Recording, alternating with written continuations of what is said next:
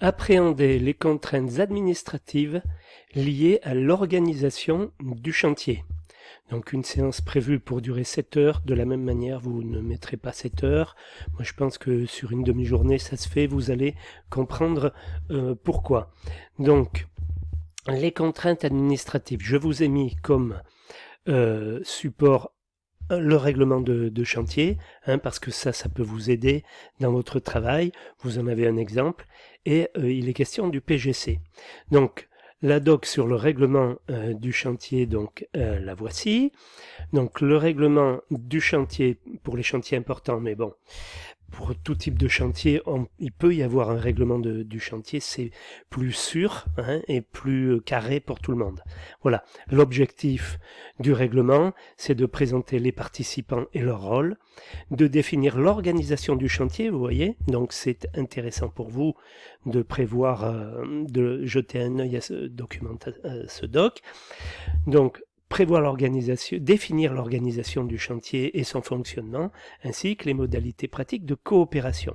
Préciser les modalités du règlement. Bon.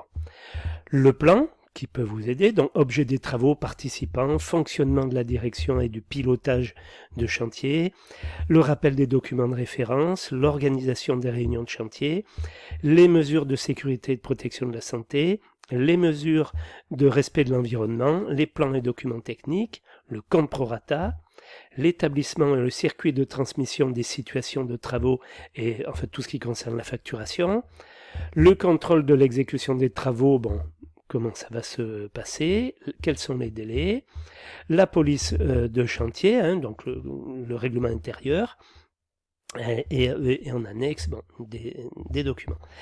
Donc, par rapport à ça, les réponses à toutes ces questions, tout ça peut être le plan de votre réponse, ça va être le CCAP et le règlement de la consultation. Là-dedans, vous allez trouver tout ce qu'il va vous falloir pour appréhender les contraintes administratives liées à l'organisation du chantier.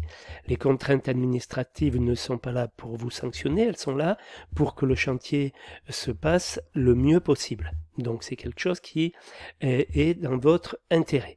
Voilà, donc pour revenir au doc rapidement, donc ce qui va être un petit peu particulier, c'est ce qui va concerner la sécurité et la protection de la santé ici. Donc pour ça, je vous ai mis un doc sur le PGC, le plan général de coordination.